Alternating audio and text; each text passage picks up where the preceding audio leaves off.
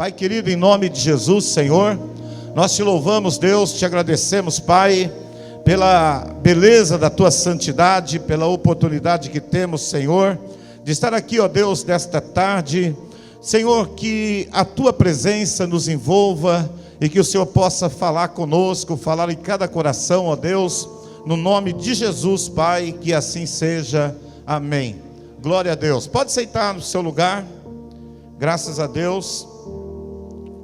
Você sabe que diaconato é um ministério, não é? Amém ou não? O que você está fazendo? Você está cumprindo um chamado de Deus para a tua vida. Ser diácono, ser diaconisa é cumprir um chamado de Deus, né? Nós temos assim um ministério que é poderoso. De primeiro, quando a gente chegava nos eventos, as pessoas falavam assim: qual que é teu cargo? E alguns diziam: eu sou diácono, eu sou segretério e tal. Mas na verdade, graças a Deus que essa palavra cargo foi ficando no passado, porque no reino de Deus não existe cargo, no reino de Deus existe ministério, chamado. Amém?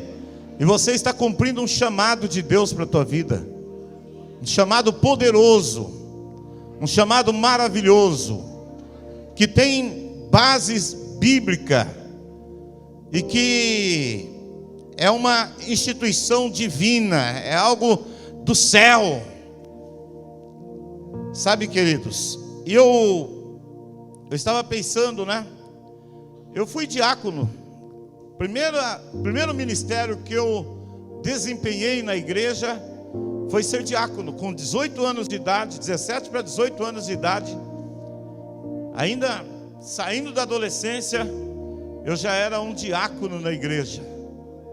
Botava um ternão assim, azul marinho, uma gravatona, e eu me achava com aquilo lá.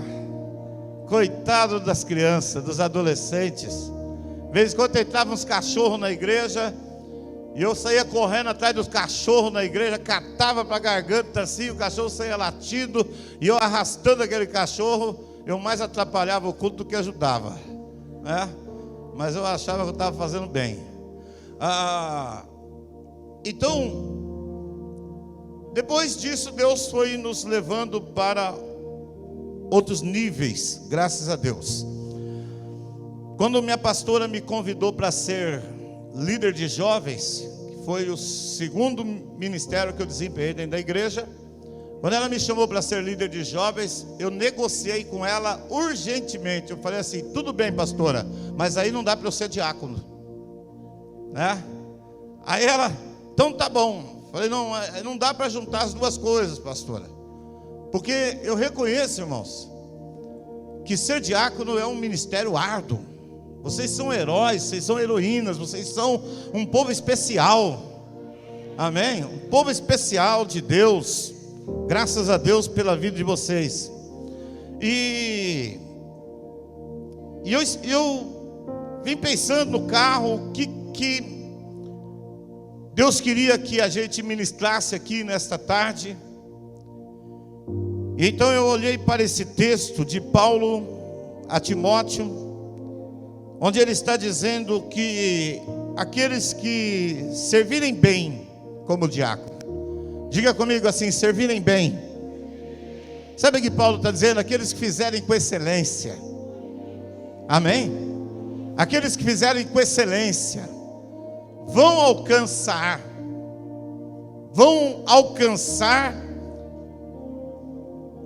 uma boa posição e muita confiança na fé que há em Cristo Jesus. Diga comigo assim: fazer com excelência. Diga: cumprir o chamado com fidelidade. E aí eu comecei a pensar nos diáconos da igreja primitiva. Olha só que interessante. Quantos diáconos nós tínhamos da igreja primitiva? Quanto? Vocês têm certeza? Quantos diáconos? Quantos tinha na igreja primitiva? Perderam a convicção aqui, só porque eu falei, se tem certeza, é 7 mesmo. É psicológico isso. 7 diáconos. Por que eles foram instituídos? É importante a gente saber isso. Por que eles foram instituídos? Por que Deus levantou esse ministério de diáconos? Porque a igreja primitiva, ela cresceu muito. A primeira pregação de Pedro, 3.000 almas se renderam a Cristo. E naquele dia, tinha muita gente, era festa de Pentecostes. Então tinha muita gente de todos os lados, da Capadócia, de Chipre, do Egito, de outros lugares, circunvizinhança de Jerusalém. E eles vinham para a festa de Pentecostes. E esse povo, eles foram atraídos para a porta do cenáculo por um som veemente, impetuoso, que era o som do Espírito Santo, que era a presença do Espírito Santo. E esses caras chegaram até a porta do cenáculo, e eles ficaram impressionados com o mover de Deus. Então, Pedro pregando, todos nós já conhecemos, 3.000 almas se converteram naquele dia. Alguns dias depois, o número passou para 5.000 almas. E como é que esse povo se juntava? Muitos daqueles que vieram de fora para Jerusalém, que também foram à porta do cenáculo e se converteram, eles não queriam voltar para suas casas. Muitos voltaram, mas muitos não voltaram, porque a experiência deles com Deus era tão forte, a transformação, o impacto que aquilo causou no coração deles era tão forte, que eles não quiseram mais voltar para casa. Então começou a se juntar em Jerusalém, nas células. Então, na verdade, a Bíblia diz que muita gente estava necessitado naqueles dias, porque não tinha condição da igreja cuidar de todo esse povo, porque o crescimento foi muito explosivo, foi muito rápido, e o número foi aumentando dia a dia. Atos 2,47 diz que dia a dia o Senhor acrescentava a eles o número daqueles que haviam sido salvos. Era dia a dia a coisa acontecia. Então, os apóstolos já não conseguiam mais atender as necessidades desse povo, necessidades espirituais, necessidades emocionais, necessidades material. Então, a igreja precisava viver essa unidade.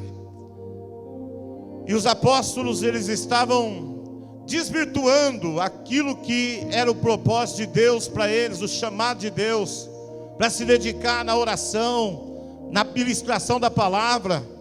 Então eles oraram, e o Espírito Santo dirigiu eles a levantarem diáconos. Diáconos que iam fazer a obra de assistência para as pessoas, que iam visitar as pessoas, que iam distribuir os alimentos. Naquela época, aqueles que tinham posse vendiam suas propriedades e depositavam aos pés dos apóstolos, como em Atos 4,36, quando Barnabé fez isso. Então, o que acontecia? A igreja começou a crescer muito. Como que a igreja começou a crescer, pastor? A igreja começou a crescer em células, porque naquela época não tinham auditórios tão bonitos como tem aqui. Naquela época eles se reuniam no pátio do templo. Então a igreja se reunia de casa em casa. Você pode chamar como você quiser, eu prefiro chamar de células. Pode ser culto familiares ou outras coisas. Mas na verdade, o ministério de diaconato, ele foi instituído para atender as células. Amém? Para atender a igreja nas casas. Então, quando eu olho assim, diaconato e célula, tem tudo a ver. Amém? Tem tudo a ver. Porque, na verdade, às vezes quando nós chegamos na igreja e assumimos uma posição, um ministério, como é esse nobre ministério de ser diácono e diaconisa na igreja, às vezes nós achamos que não dá para fazer outras coisas, né? Não dá para se envolver com outras coisas, porque tem que se dedicar a isso. Sim, agora, você tem um chamado, você tem um ministério. A igreja primitiva, as células eram atendidas pelos diáconos e diaconisas da igreja, porque não ficou só nos 7, foi aumentando também, porque o corpo de Cristo cresce. A igreja em Jerusalém chegou a ter 50 mil membros, para uma população de 100 mil, 50% do povo era convertido. Isso então cresceu, como acontece hoje nas nossas igrejas. A igreja cresce, precisa crescer a estrutura. A igreja vai crescendo, a estrutura da igreja precisa ir crescendo, porque senão nós vamos ter uma igreja grande com uma estrutura pequena, ela não vai suportar, ela vai quebrar. Então por isso Deus tem te levantado, por isso Deus tem alcançado você que é diácono e diaconisa dentro da igreja. Agora, quando nós pegamos os 7 diáconos da igreja primitiva, olha o que Paulo está dizendo. Paulo está dizendo assim: porque os que serviram bem como diáconos, os que servirem bem, os que servirem com excelência, que fizerem aquilo com amor, com devoção, chamado por Deus, que se consagrar para ser diácono, que entender que você vai para o culto, você não sabe o que vai acontecer no culto, e qualquer problema que acontece recai sobre o diácono. Então o diácono, por isso que quando o Senhor mandou que escolhesse os 7 diáconos, ele disse assim: homens cheios do Espírito Santo. Diga comigo: cheios do Espírito Santo, de fé, de bom testemunho. Amém? Esses eram requisitos para que alguém pudesse exercer o diaconato. Não se pode colocar, não se consegue fazer um corpo diaconato forte se não for cheio do Espírito Santo, se não tiver a direção do Espírito Santo. Por isso vocês estão aqui hoje, homens e mulheres cheios do Espírito Santo, cheios de Deus, cheios da graça do Senhor. E a palavra de Deus é que aqueles que servirem bem, com excelência. Aí nós precisamos olhar para 2 dos 7 diáconos. Um chamado Estevão, homem cheio de fé e do Espírito Santo. Diga comigo assim: cheio de fé e do Espírito Santo. Fala comigo assim: através dele Deus fazia muitos milagres. Olha que interessante isso. Estevão foi um bom diácono, foi de excelência, alcançou para si excelência, alcançou para si uma posição de honra. Por isso nós estamos falando dele hoje, não é? Então olha só, pastor, e eu? Você acha que Deus te chamou só para ficar na porta da igreja uma vez por semana? Você acha que Deus te chamou só para ficar cuidando de crianças uma vez por semana na igreja, no decorrer do culto, ou 2 vezes? Não, queridos, eu tenho certeza que Deus tem um propósito muito maior na tua vida, que Deus tem um plano muito maior na tua vida. Eu tenho certeza que se você se lançar na presença de Deus, que se você se colocar diante de Deus, Deus fará através da sua vida milagres, sinais, prodígios, como Ele fez através da vida de Estevão. Amém? Eu tenho plena certeza disso. Tenho plena certeza que Deus te chamou para que você vá mais além, para que você vá mais um pouquinho. Estevão era homem cheio de fé e cheio do Espírito Santo. Pastor, ele deixou de ser diácono? Não. mas através do ministério de diaconato, ele alcançou uma excelência em Deus. Ele alcançou uma excelência. Você pode estar dentro daquilo que Deus te chamou, e você pode ir mais além. Mais além. Tem uma geração que clama por nós. Tem uma geração que clama por mim e por você. Sabe, queridos, quando a igreja primitiva, ela instituiu os diáconos, esses diáconos, eles iam para as casas. Olha aqui para mim. Você pode ir mais além. Você pode ser um diácono e ser um bom líder de célula. E através de você, Deus pode fazer grandes coisas, como Ele fazia através da vida de Estevão. Estevão era tão cheio do Espírito Santo, que a Bíblia diz que a pregação dele, o conhecimento que ele tinha, se você ler o capítulo 7 de Atos, você vai ver que Estevão era um cara que tinha um conhecimento bíblico tremendo, que conhecia toda a história do povo de Israel, e ele começa falando lá de Abraão, e ele vem até aqueles dias, e ele morre apedrejado. Mas ele era um homem tão de Deus, que quando ele está sendo apedrejado, eu estou falando de um diácono, amém? Estou falando de um diácono. Quando ele está sendo apedrejado, morrendo, ele olha e ele diz assim: Senhor, não imputes esses pecados, não coloca na conta deles. E ele dizia assim: eu vejo os céus abertos, e o Filho de Deus de pé à direita de Deus Pai.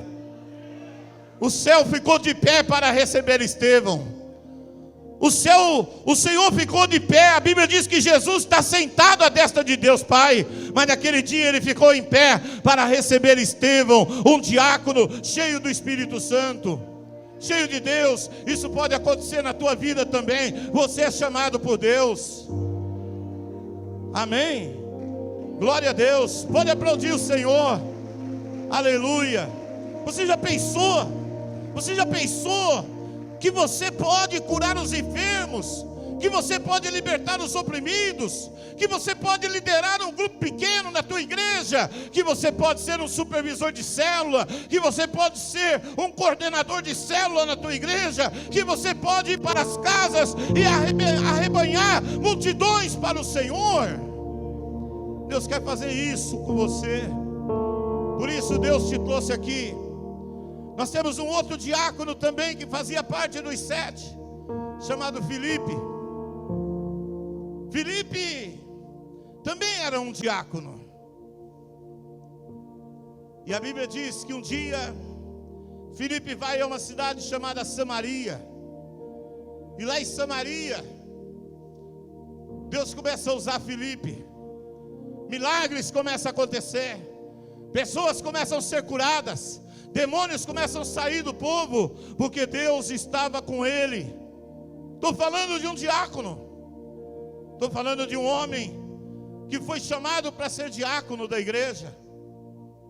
Talvez você possa estar dizendo: pastor, o meu lugar é ficar ali na porta da igreja, escorado na parede. Se tirar a parede, eu não sei o que vai acontecer. Mas eu quero dizer para você que esse não é simplesmente tudo que Deus tem para você. Isso não é o tudo de Deus para você. Não se contente só com isso, porque isto não é o tudo de Deus para você. Não é o tudo de Deus.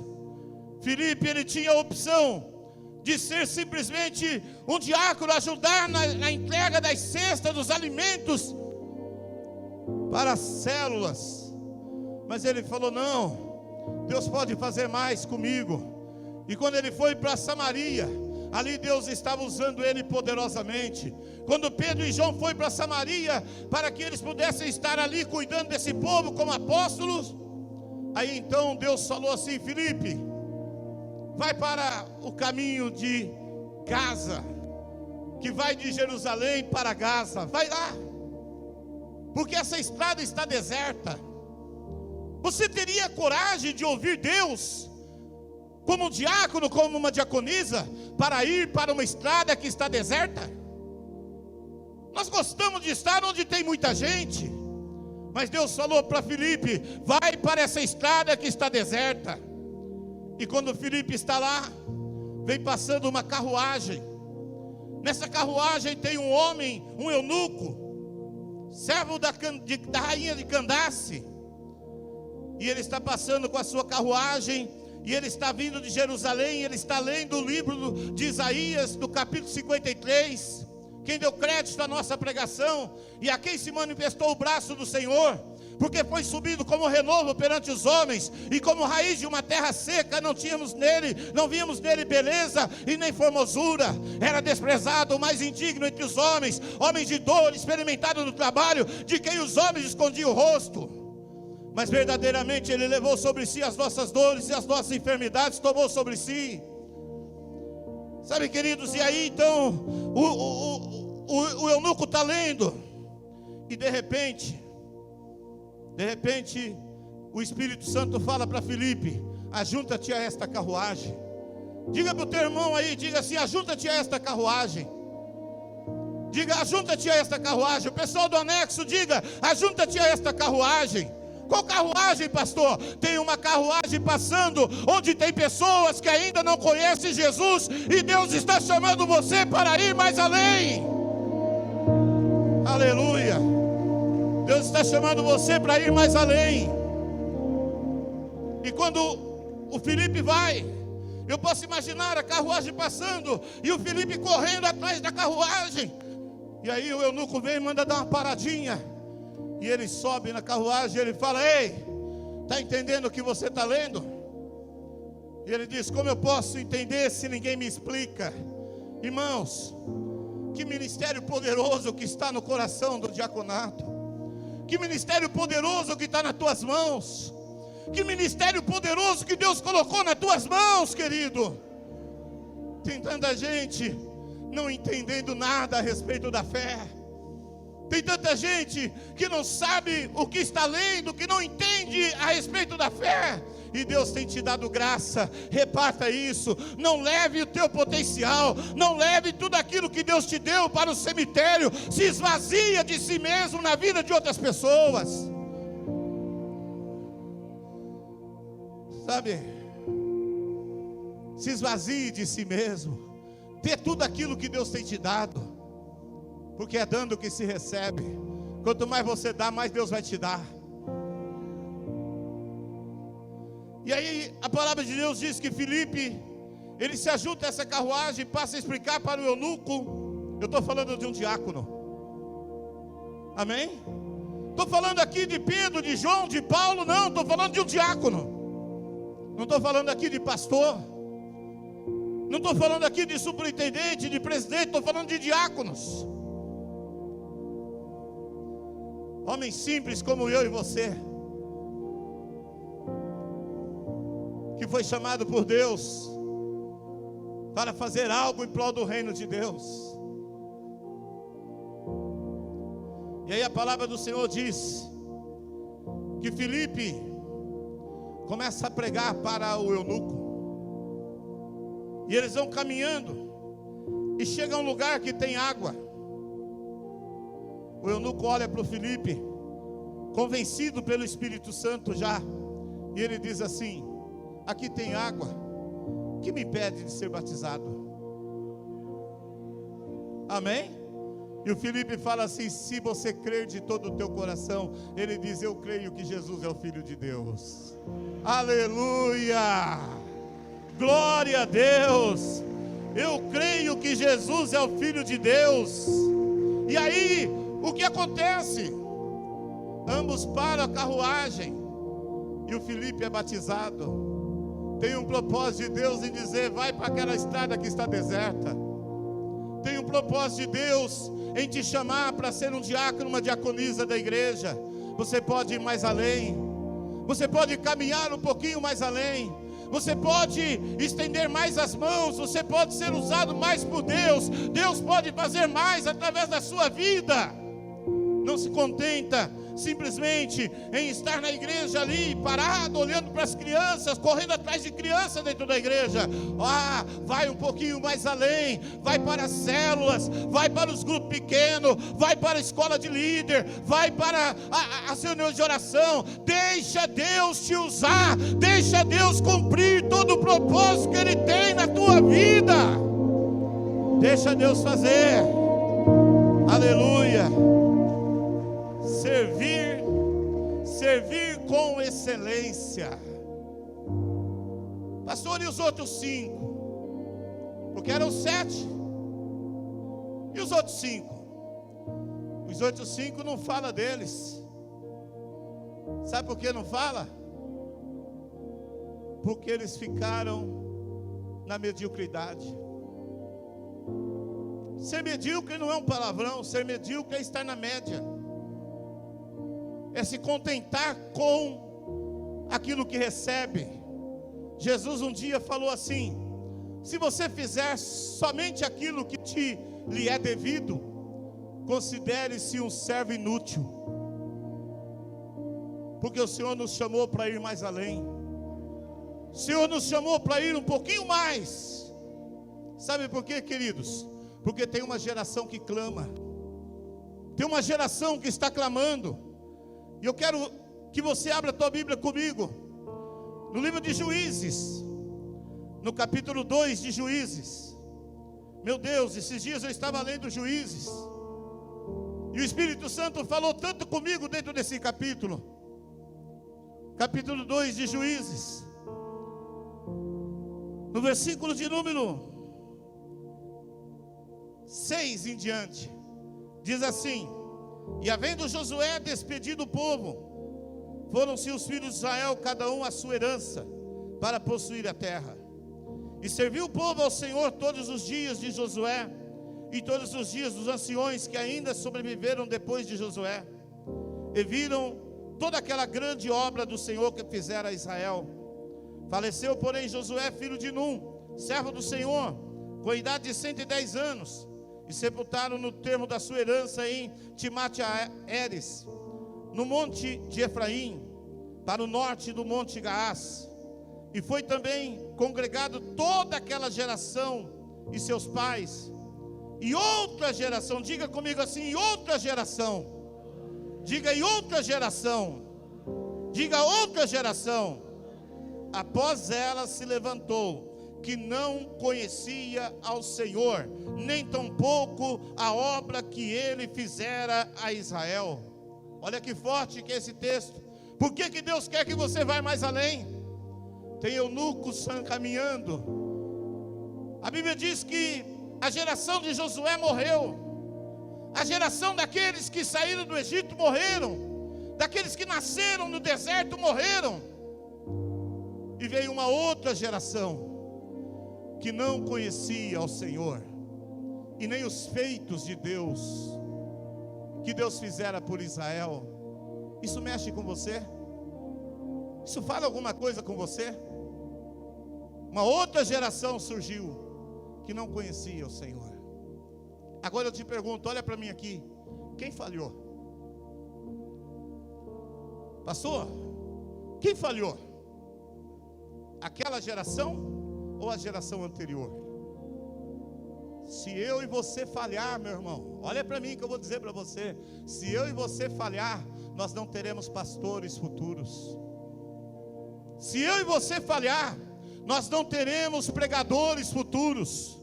Se eu e você falhar no chamado de Deus, nós não teremos uma nova geração que vai entrar pelas casas e pregar o Evangelho. Se eu e você falhar, o futuro do reino está comprometido. Por isso eu e você não podemos falhar. Por isso eu e você não podemos nos acomodar. Não podemos ficar dizendo: esse é só isso que eu faço na igreja. Não, você pode ir mais além. Deus tem te chamado para ir mais além. Deus tem te chamado para ir um pouquinho mais além. E eu posso ir.